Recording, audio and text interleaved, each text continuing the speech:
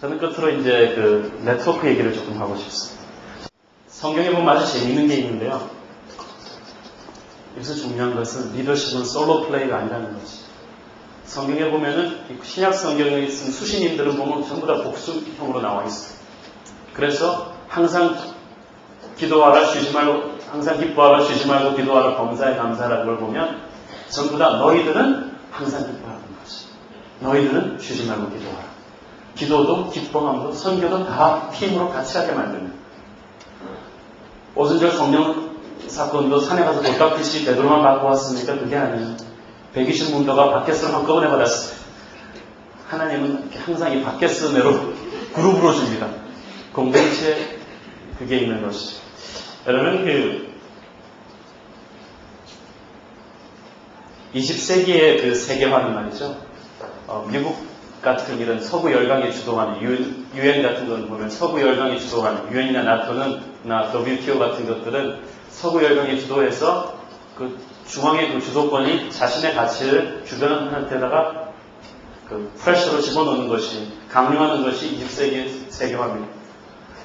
그러나 21세기의 세계화는 이제는 중앙에서 그렇게 집권하는 것이 아닌 그 지역의 네트워킹을 굉장히 강조해주는 것입니다. 그래서 아무리 작은 개인이나 국가라 할지라도 그 사람의 특성을 최대한으로 살려주는 이 네트워크형 세계화가 지금 21세기형 세계화인데 이것이 지금 현실화되고 있죠.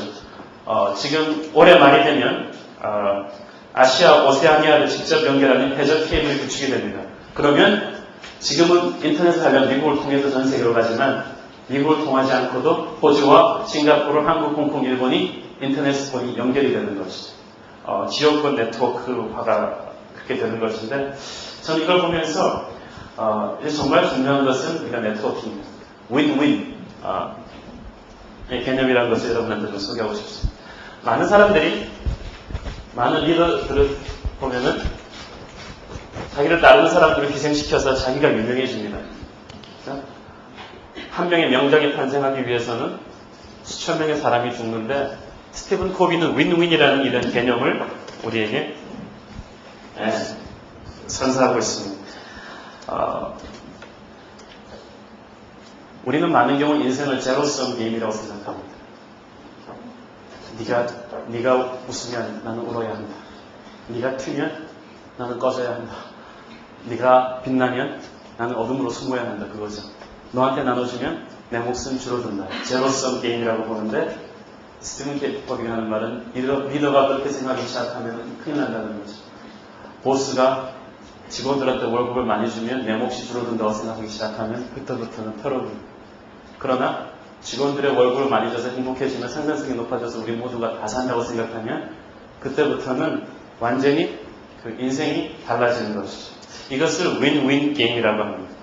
나는 여러분이 다음 세대를 생각할 때 이것을 굉장히 중요하게 생각하게 되기를 바랍니다. 오늘날 그 리더십에 있어서 굉장히 중요한 이슈 중에 하나는 이제는 더 이상 지위 중심형의 리더십이 아니라 역할을 강조하는 그 리더십 스타일이 많이 보여주고 있다는 사실입니다. 옛날에는 직장인들의 명함을 보면은 이 사람이 어떤 직위에 있냐가 중요했어요. 상무이사, 전무, 상무면 별로 하는 일 없어서 와 대단한 사람이다 그랬는데 요즘은 명함이 달라집니다. 컴퓨터 그래픽 디자이너. 요즘은 가서 나는 여기 부장이다 그러면 다시 물어봅니다. 뭐 하십니까? 역할이 문제죠. 몇 개월 전에 28세 아주 뜨는 인터넷 기업 사장이 자기 회사의 그 기획실장이랑 자리를 바꿨습니다. 왜냐하면 이 사장은 난 회사가 발전하기 시작하니까 경영에 일이 많아졌는데 자기는 이렇게 사람들 만나고 경영하는 것보다 이 아이템 개발하는 쪽을 더 엔조이 하는데 안 된다는 것이죠. 그래서 경영 쪽은 후배지만 기획실장 네가 더 잘하니까 네가 사장하고 나는 개발실장 하자. 우리가 잘하고 엔조이하는 걸 하면은 회사가 더 잘 돌아가서 돈이 많이 벌면 우리가 다 이익인데 왜 우리가 지위에 연연해야 되느냐. 그리고 그냥 바뀌어버렸어요. 자, 여러분 이것이 네트워크화라는 개념인데 기가 막힌 것은 2000년 전에 성경에서 교회 조직을 예수님이 그렇게 만들어놨다는 겁니다. 고린도전서 12장에 보면 교회 조직은 인간의 몸과 똑같습니다.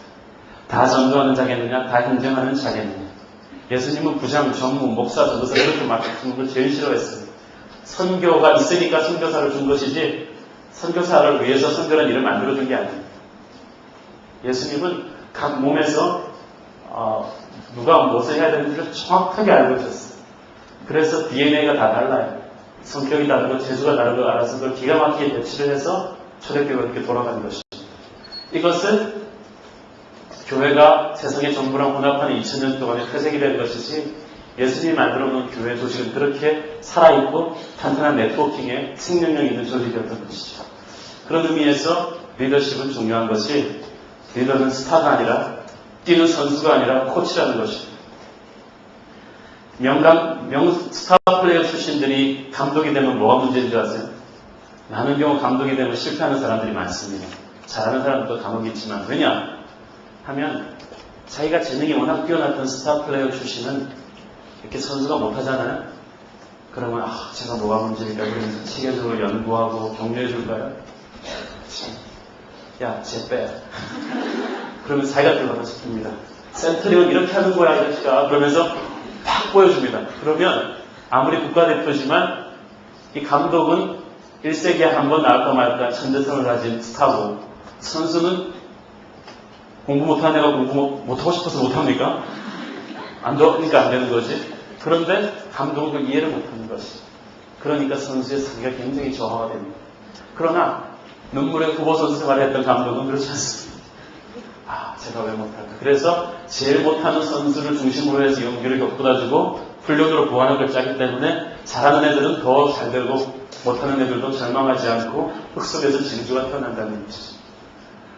많은 경우 그래서 엘리트가 리더가 안 되는 이유는 그것입니다. 엘리트는 자기보다 머리 좋지 않은 사람을 견디지를 못합니다. 리더는 머리 좋지 않은 사람들을 치밀한 조직력과 격려 훈련으로 다듬어서 딴 사람들이 전혀 쟤들이 머리 좋지 않다는 걸 눈치 못 채게 합니다. 그리고 뽑아놓는 상품을 최고의 상품으로 나눠놓습니다. 여러분이 스타가 되겠다면 리더가 되지 마십시오. 자기가 스팟라이트를 받고 자기가 거두겠다고 한다면 리더는 썩어지는 존재입니다.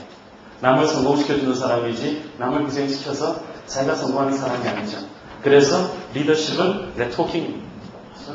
이런 내가 이기면 너도 이겨야 된다는 것이죠. 둘 중에 하나가 지면 안 된다는 것이죠. 의약분업에서도 마찬가지지만은 제로섬 게임을 하면 안 됩니다. 내가 너를 이기겠다.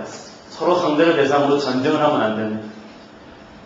최후 통첩을 서로 날리면 안 됩니다. 부부가 마치 가족은 헤어질 수 없어요. 안 되면 헤어진다. 최후 통첩하고 그렇게 하면 안 됩니다. 그건 옵션이 아닙니다. 교회 교인들은 우리는 강해야 됩니다. 최후 통첩할 수 없습니다.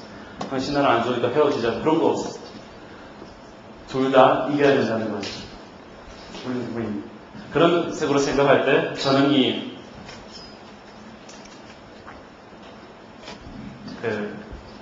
사카모토 료마라는 사람을 여러분한테 좀 얘기하고 오늘 얘기를 좀 해보고 싶습니다. 우리나라와 일본의 운명을 갈라버린 사건 중에 하나가 명치유신이죠. 19세기 말의 명치유신인데 하나님이 우리 민족에게 기회를 한 번 준 적이 있습니다.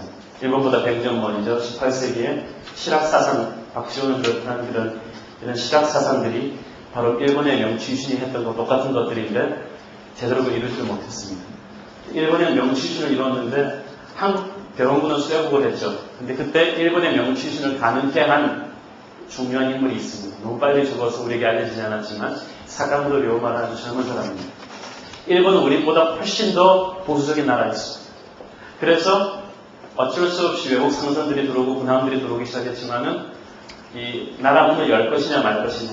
그래서 명치의 새로운 나라로 개혁 정부를 할 것이냐 말 것이냐 할 때 상당히 싸움이 많았습니다. 그래서 수구파와 개화파의 싸움이 갈수록 살벌해져서 내전으로 갈 판이었습니다. 큰 전쟁으로 6.25 이상의 전쟁을 할 판이었죠. 그런데 교묘하게 서구 열강들이 양쪽에다 다 돈과 장비를 대주고 있었습니다. 일본이 그렇게 해서 국력이 쇠약해지면 일본은 식민지화해서 먹겠다는 것이죠. 사카모토 료마는 이 개화파의 리더급이었지만 이렇게 되다 우리 둘 다 죽는다. 그래서 하나하나 찾아다니면서 설득하기 시작했습니다. 수구파를 찾아다니면서 일본은 반드시 개화하고 현대화해야 살아남는데 그러기 위해서는 우리가 새로운 정부를 세워야 되는데 새로운 정부를 세워도 너희들 식구파에 보복하지 않겠다. 하나씩 설득을 하는데 제일 어려웠던 것은 적을 설득하는 것보다 동료를 설득하는 게 더 어려웠다고 합니다. 너 무슨 속으로 양다리 걸치냐는 거죠. 그렇지만 사카모토 료마는 그걸 다 합니다. 그리고 사카모토 료마가 철칙을 지켰던 것이 절대로 이것은 피로 해결해서는 안 된다. 그래서 일본 최고의 그 검객이었으면서도 사카모토 료마는 한 명도 죽인 적이 없어요. 그러면서 설득을 다 시켜가지고 마침내 명치유신 정부를 만들어냅니다. 정부를 만들어내니까 그 내각에 누가 앉느냐가 문제죠. 항상 쿠데타의 주역들은 이거 가지고 싸움합니다. 누가 높은 자리에 앉느냐. 전부 다 살벌하게 눈치를 살피면서 보고 있습니다. 특히 그 당시에는 일본이라는 니혼진이라는 개념이 존재하지 않기 때문에 수백 개의 각 번으로 나누어져 있어서 번주들이 도사번, 사쿠마번, 조슈번 그래가지고 나는 조슈이다 그랬지 일본이다 그러진 않았어요. 그런데 사카모토 료마는 처음으로 자기가 태어났던 도사번을 탈퇴한 사람입니다. 그리고 처음으로 니혼진, 일본이라는 말을 쓴 사람이죠. 그 사카모토 료마가 그 내각을 결정하는 그 자리에 이거 안 되겠다. 이러다 우리가 또 싸우겠다. 내가 다락방에 올라가서 기본 틀을 짜올 테니까 너희들 좀 기다려라. 그러니까 로마 선배는 공평한 사람이니까 믿겠다. 그래가지고 사카모토 료마가 안을 짜왔어. 딱 짜서 내려온 그 최초의 무신정부 내각을 보고 다들 놀랐어요. 당연히 총리 대신 아니면 적어도 내무 대신 돼야 될 사카모토 료마의 이름이 없는 거죠. 그리고 료마 가문의 사람의 이름은 아무래도 없어요. 굉장히 그리고 공평하게 배치가 되어 있어요. 다들 놀라고 료마 선배 이름이 왜 없냐 그랬더니 나 이제 일이 성공됐으니까 정치는 유들이 해도 하지만 너희들이 해도 하지만 나는 더 큰 일을 하고 싶다. 더 큰 일이 뭐냐 그랬더니 우리가 전쟁을 하려고 쌓아놨던 그 수많은 배와 무기와 물자들을 가지고 일본은 해운국이니까 나는 세계를 대상으로 무역 성사를 하겠다. 그래서 해운국인 것을 이용해서 나는 영국보다 더한 부자 나라로 이 나라를 만들어 놓고 싶다. 자리는 연연하지 않는다. 여러분, 쿠데타 한 사람의 가장 큰 1등 공신이 총리 안 하는 거 보셨습니까? 리더가 안 되는 거 보셨습니까? 사카모토 료마가 그걸 보셨습니다. 그 순간 그걸 보고 있던 후배와 동료들이 일어서면서 어렵고만 사무라이 같다. 미혼은 이치만 사무라이. 일본 최고의 사무라이. 그때 사카모토 료마의 나이가 37이었는데 안타깝게도 일주일 뒤에 자객의 습격을 받고 죽습니다. 그런데 아마 사카모토 료마가 살았으면 일본이 그렇게 군국주의를 치닫지 않았을 거라고 합니다. 왜냐하면 사카모토 료마는 한국, 중국도 같이 이런 식으로 대화를 해서 아시아가 연대 관계를 이루어서 북미 열강에 대항한 강력한 그 아시아를 만들자는 그런 꿈을 꿨기 때문이었습니다.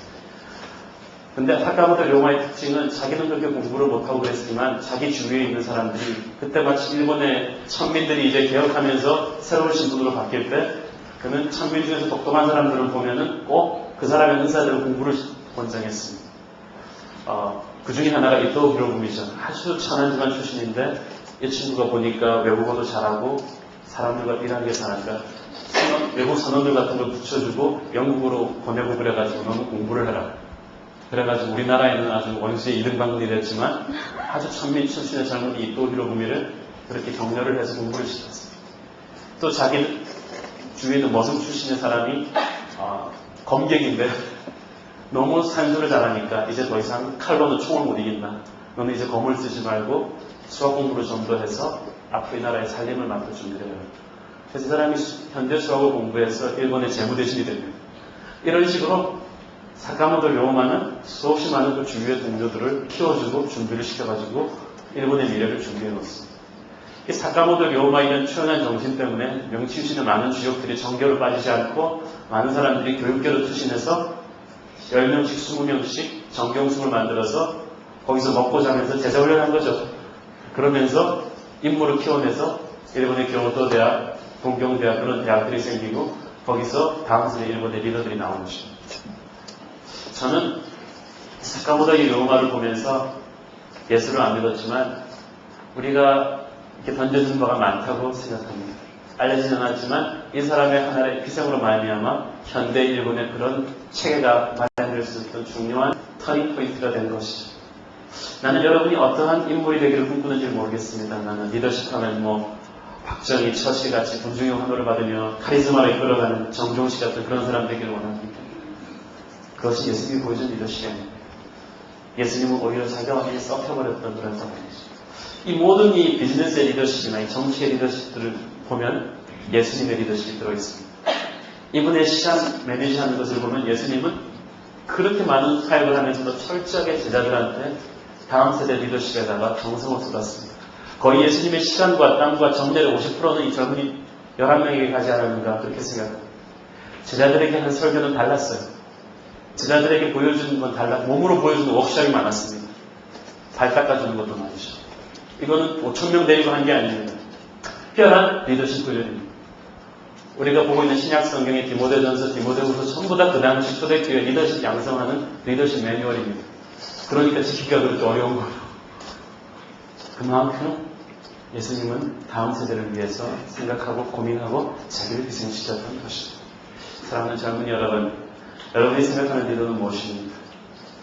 자기의 타고남으로 스타가 되고 스팟라이트를 받고 사람들을 희생시켜서 자기가 뜨고 싶습니까? 그런 제로스 게임의 리더는 하나님이 원하는 리더가 아닙니다. 오늘의 말씀을 정리하면 하나님은 여러분을 부릅니다. 여러분이 잘나서 부른 게 아니라 그냥 부른 거예요. 사랑합니다. 부른 다음에 그 다음에 여러분을 잘나게 준비시킵니다. 예리한 칼같이 만들어 놓습니다만은 그 다음에는 광야에서 숨겨놓습니다. 거기서 여러분의 시퍼런 자아를 죽여버립니다. 인생의 인격의 도끼를 바꿔버립니다. 그런 다음에 다시 파송을 합니다. 상상할 수 없는 사역의 장르를 열어줍니다. 내가 이런 사람들에게 사역할 수 있다. 내가 이런 사람들에게 영향력을 끼칠 수 있다. 기가 차는 거죠. 그리고 하나님께 영광을 돌립니다. 그러면서 그 파송의 그 힘을 이제 자기에게 쓰는 것이 아니라 네트워킹을 하기 시작합니다.